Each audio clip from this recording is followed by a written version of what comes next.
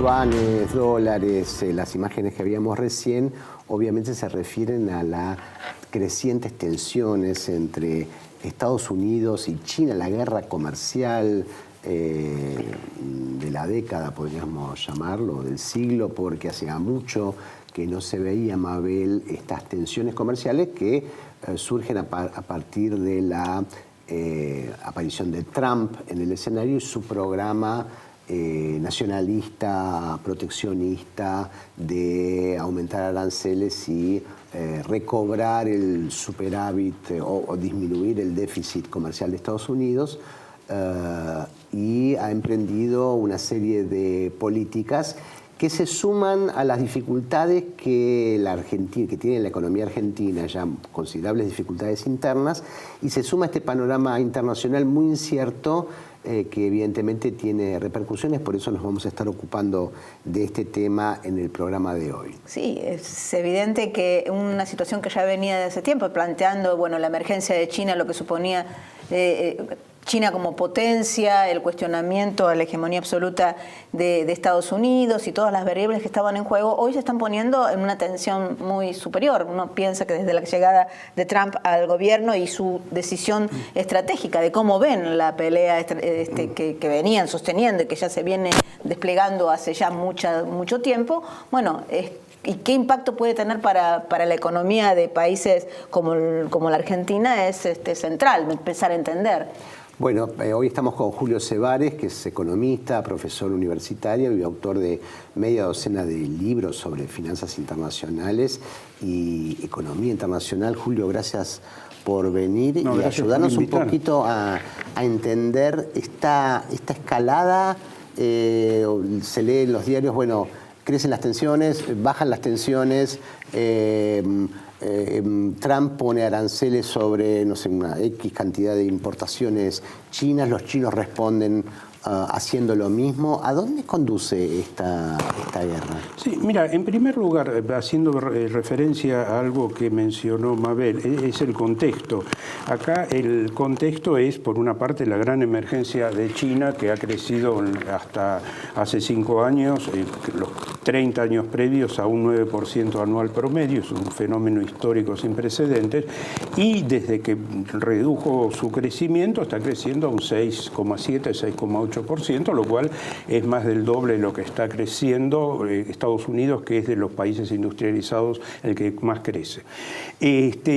Todo esto ha llevado a un aumento de la importancia de China en el mundo, que ya tiene el segundo PBI mundial, el principal participante en el comercio internacional, y a un progresivo declive de la global de Estados Unidos, pero sobre todo a el declive de industrias más tradicionales que en Estados Unidos han sido reemplazadas, han sido amenazadas primero por Japón, después por Corea del Sur y ahora por China. Pero lo que pasa, la diferencia con los otros países asiáticos que han desafiado antes, fueron memorables en los años 80, las peleas ya 70, Japón, el déficit, ¿no?, comercial con Japón, claro, ¿no es cierto?, la preocupación de los estadounidenses con eso. El problema con China es el volumen, claro, ¿cierto? Es un volumen gigantesco. Entonces, pero Estados Unidos mantiene todavía la primacía en actividades de alta tecnología muy importantes, y eso es lo que está, no solamente en las industrias tradicionales, sino eso es lo que está también en discusión, si le van a permitir, teóricamente no, prácticamente hay sectores que no quieren que China siga acumulando conocimientos, tecnología que obtiene de empresas de Estados Unidos, etc. Eso es imposible casi de impedir, dada la liberación de los intercambios, de los movimientos de personas, de estudios, las asociaciones entre empresas, etc. Y China, por su parte, bueno, tiene esa competencia muy grande, no ya en productos de mano de obra intensiva, sino también en productos de alta tecnología. En sectores como inteligencia artificial ya está considerado que está en primer lugar en el mundo. Hay sectores como paneles solares, trenes de alta velocidad y otros que China también está en primer lugar en el mundo. El número de patentes ha crecido sustancialmente, que es un indicador del progreso tecnológico, y también está en el primer lugar del mundo, etc. Robótica, ¿no es cierto? Robótica aplicada. O sea, hay una disputa por la hegemonía en las industrias más dinámicas, más en la frontera, la última frontera de la tecnología, porque ya China hace rato que ha dejado de ser un productor de textiles o que se han ido a otros países asiáticos, ahora están en la punta, las tecnologías de punta, digamos. Claro. A ver quién tiene el dominio de eso, ¿no? Sí, eso. Sí, eso es así. El tema es que eso, como decíamos, que es difícil parar a un país. China dedica un porcentaje muy importante de su PBI a investigación y desarrollo, manda centenares de miles de sus estudiantes primero a estudiar inglés y después a las grandes universidades de Estados Unidos, invierte en empresas de tecnología de Estados Unidos, que eso es lo que quiere también tanto Estados Unidos como la Unión Europea restringir. Hay informes oficiales de Estados Unidos,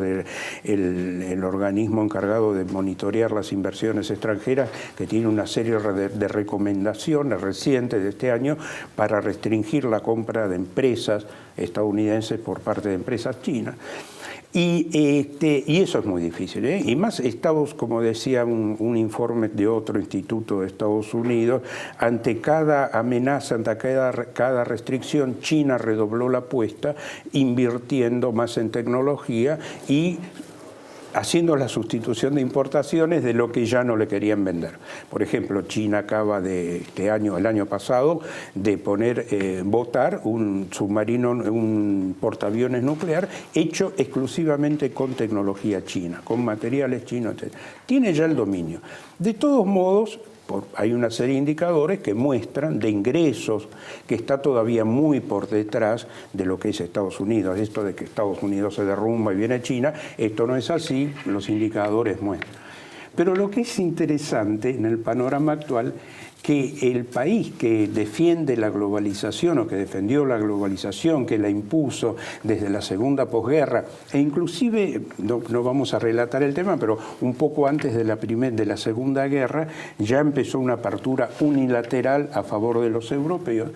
De pronto ya su competitividad se reduce en relación a los chinos y a otros países también en otros sectores, no de punta, sino de sectores más tradicionales, más basados en tecnologías tradicionales o en mano de obra, y tiende con Trump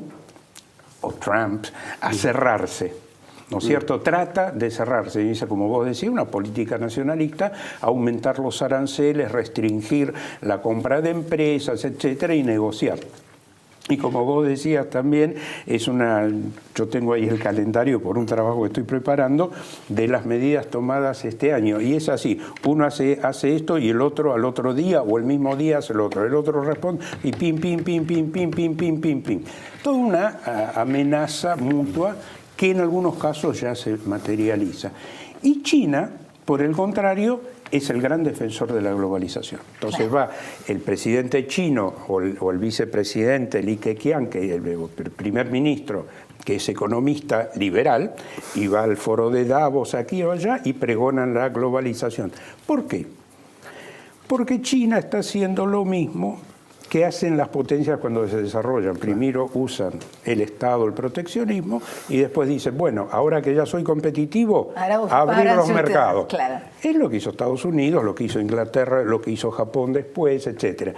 Y China necesita los mercados abiertos para poder exportar, para poder importar. Es muy vulnerable China porque en tema de alimentos y muchas materias primas que no tiene, a diferencia de Estados Unidos, por ejemplo, y necesita, ya este siglo comenzó con políticas de promoción de la exportación de capitales, sus empresas, necesita que dejen a sus empresas ir afuera y que les dejen repatriar, y está, bueno, tendiendo con esta gran iniciativa de la nueva ruta de la seda, una red de obras de infraestructura para facilitar el tránsito terrestre y marítimo entre China y Europa y África. Bueno, China además es un gran inversor ya en la Argentina y ha aumentado sus compromisos financieros en préstamos al Banco Central. En el segundo bloque vamos a tratar de analizar cómo le afecta a la Argentina esta guerra comercial entre Estados Unidos y China. Ya volvemos.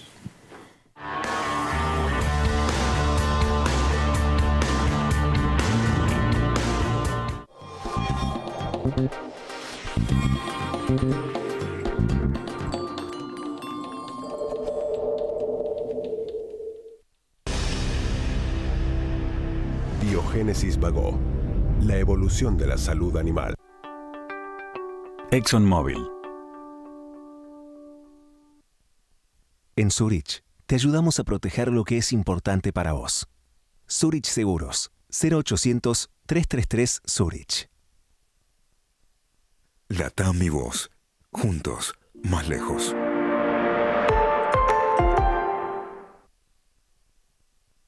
¿Pensaste alguna vez en todo lo que te da la tierra? Profértil, vida para nuestra tierra. Banco Macro presenta su programa para el desarrollo PYME. Con alianzas exclusivas en todo el país, te brindamos herramientas y capacitaciones para tu empresa. Porque para ser una PYME, no alcanza con querer crecer. Hay que saber crecer. Conoce más en macro.com.ar. Macro, tu banco cerca, siempre. Un banco diferente. Banco Hipotecario. Somos mineros, desarrollando veladero con tecnologías innovadoras y los más altos estándares de seguridad. Minera Andina del Sol. Más de 13.000 policías en calle. Seguimos avanzando hacia una ciudad más segura. Buenos Aires Ciudad. Vamos, Buenos Aires. Ser la mejor empresa láctea es una gran responsabilidad. Una responsabilidad que alimentamos día a día para ofrecer siempre los productos lácteos de máxima calidad.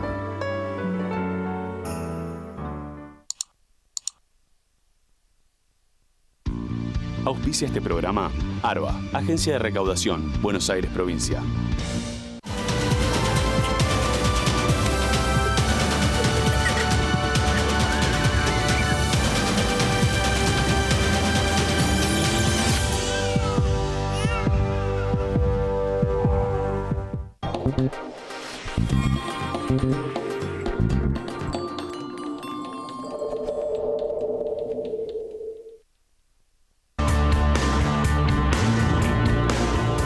Seguimos en Asuntos Públicos, hoy haciendo foco sobre la guerra comercial entre Estados Unidos y China. Y la pregunta que había quedado para Julio Sebares, nuestro invitado y experto en el tema, es ¿en qué afecta a la Argentina estas tensiones y ya hay precios de las materias primas que exportamos? ¿En qué nos toca?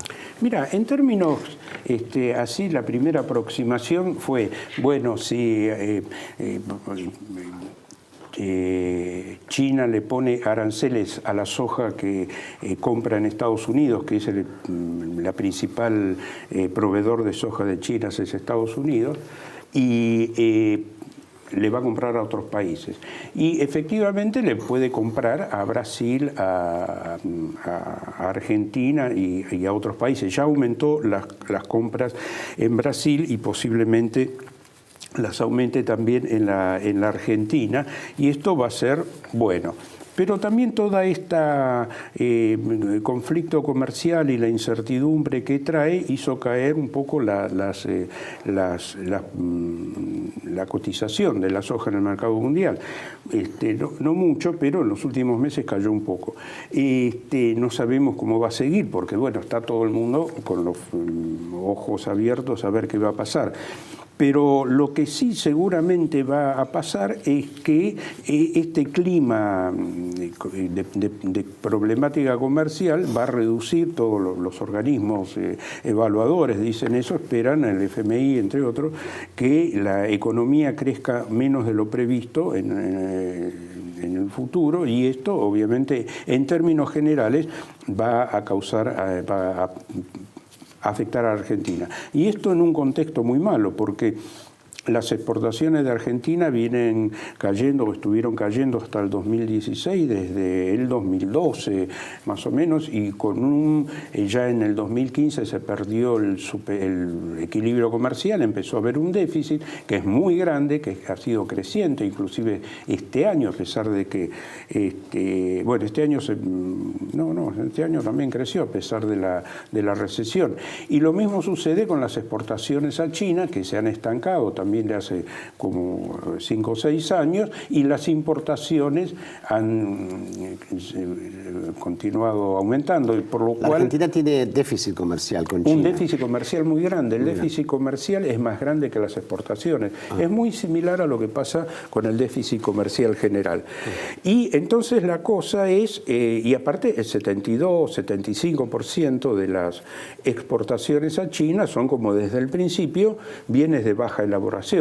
Es muy discutible, está muy discutida la categoría de primarios para bienes agropecuarios o agrícolas como la soja u otros, que tienen un alto valor agregado por la utilización de tecnologías, etcétera. Pero lo cierto es que cuando se exporta el poroto pelado, crudo, y se acabó. Después se exportaba aceite, pero se exporta mucho menos porque China hizo su sustitución de exportaciones de aceite, reformuló su producción aceitera. Esto es algo que ya la Embajada Argentina en China alertó hace más de 10 años, ¿no es cierto? Un plan de 12 años para cosas. Bueno, por supuesto, como sucede muchas veces y en muchos sectores, eso pasó como desapercibido, a pesar de que estaba en el sitio de la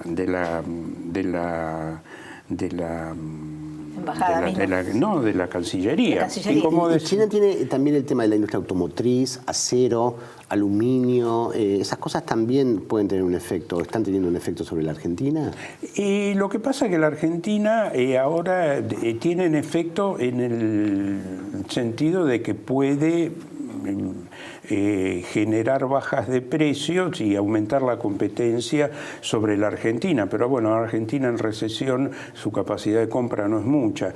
Lo que hay que hacer acá, que es algo que se dice en términos generales y ante todo el problema económico desde siempre, es que cambiar, la única alternativa ante esta situación es cambiar la composición de las exportaciones. Esto es algo por lo que trabaja bastante intensamente y por lo que se ve muy bien el embajador en China, Diego Gellar, que va y viene y promueve las exportaciones allá, puso a la Argentina ya en las redes de comercialización como Alibaba y otras que se venden por internet, promocionó muy bien la venta de langostinos, que es un gran rubro creciente mucho, de exportación hacia China, pero la composición sigue siendo básica y Gellar dijo más de una vez en público y en privado que tiene un problema, obviamente no va a decir con las políticas del gobierno, que seguramente hay un problema ahí porque no hay una gran política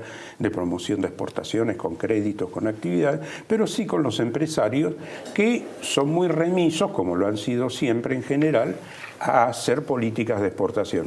Pero también hay que tener en cuenta que hacer una política de exportación empresaria implica toda una inversión, un riesgo, que más en condiciones como las actuales son muy difíciles de afrontar.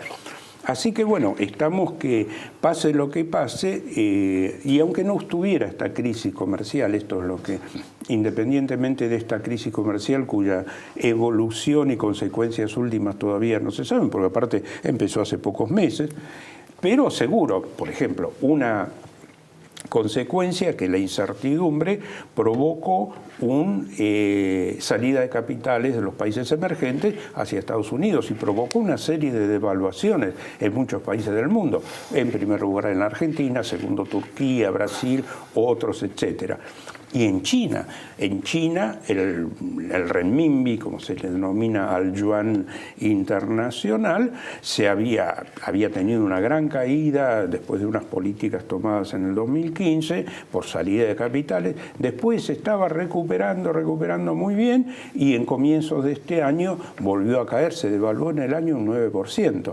Es decir, ellos también tienen problemas y eso, bueno, sería charla sobre macroeconomía china, el problema que les crea. Pero el problema también con Estados Unidos, porque Estados Unidos está criticando a todos los países, tanto Turquía muy notoriamente como a China, de que están haciendo devaluaciones que se contradicen con su política proteccionista, porque si él aumenta los aranceles, sus competidores devalúan. Entonces, bueno, lo que quiero decir que también en este contexto de huida de capitales de los países emergentes, se suma a los problemas económicos internos, y eso es muy grave para la Argentina. Claro, a propósito de eso, bueno, uno ya podría plantearse... Noemí Brenta habrá explicado el cuadro macroeconómico y problema de financiamiento, etcétera, y... Claro, ¿en qué sentido en este cuadro de la guerra comercial, porque se explica hoy, aparece como que el problema principal de la Argentina deviene de la guerra comercial de China y Estados Unidos? Entonces, ¿qué componente tiene en este cuadro y cuáles serían las medidas que una política económica de Argentina pudiera enfrentarlo, ¿no? Bueno, acá... En los 2 minutos que nos quedan. En los 2 minutos que nos quedan. Bueno, me voy a ganar el Premio Nobel de Economía sin repetir rápidamente. Y sin soplar. Bueno, hay un tema que obviamente apenas se puede enunciar en 2 minutos, que es el tema del ajuste y qué hacer con eso y cómo hacerlo y cómo se financia y todo lo demás. Eso es un problema que la economía, aún en el mejor de los mundos, tendría serios problemas. Y después el contexto internacional efectivamente es importante. Digamos que sin ser oficialista diría que este gobierno ha tenido, así como otros gobiernos han caído en momentos de gran euforia y suerte internacional, hay gobiernos que caen en una situación de crisis, de salida de capitales, de incertidumbre, de crisis del socio comercial principal que es Brasil, etcétera, etcétera. Es decir, que el cuadro es muy complicado y por lo tanto muy difícil de administrar. Si habláramos de la macroeconomía china y las políticas que lleva el gobierno, veríamos que hay muchos puntos que son comunes, obviamente con diferencias de tamaño, fortaleza y habilidad y capacidad gubernamental muy diferentes, pero los problemas de salida de capitales, caída de bolsa, devaluación, problemas para frenar eso aumentando la tasa de interés en un momento que el crecimiento no se ha reducido, pero tampoco es el necesario, con una deuda muy elevada, según el propio gobierno, 260% del PBI. Bueno, son los problemas de la economía de mercado que todos los países en mayor o menor medida afrontan. Nosotros siempre en mayor medida. Siempre nos toca la parte grande, no nos vamos a quedar ahora en es chiquito, curioso, ¿no? Porque entre los tweets de Trump y las respuestas de los chinos, uno parece que, bueno, los chinos tienen como una tranquilidad, ¿no? Uno va a ver qué dicen los chinos para reasegurarse un poco de que la economía mundial no se va a estallar en pedazos, porque si fuera por Trump, uno realmente, bueno, todo el mundo, ¿no? En Estados Unidos y en Europa está como esperando lo peor, ¿no? No, acá... Un día dice una cosa, pero bueno, toma acciones. Sí, es una incertidumbre absoluta. En un mundo lleno de incertidumbre por el funcionamiento loco de los mercados, con mucha influencia financiera, de capitales que van así de un día para otro. El presidente de Estados Unidos, nada menos, agrega... A decir una cosa a otra. Claro. No, China tiene muchos problemas, sobre todo el de la deuda, sectores, empresas que son insolventes y que están sostenidas con aumento de deuda, bueno, toda una serie de cosas, pero tiene una enorme cantidad de reservas, una política muy centralizada, una visión clara de los problemas del mundo, clara de su papel en el mundo, bla, bla, bla. En ese sentido... Podemos estar más tranquilos, un poquito podemos más estar más por lo menos tranquilos no están tan locos. y rezar porque los pronósticos pesimistas sobre la evolución del sistema financiero chino, que auguran desde hace años una crisis que nunca se produjo, se sigan equivocando. Bueno, roguemos entonces por eso. Gracias, Julio. Por favor. Y a ustedes, esto fue Asuntos Públicos.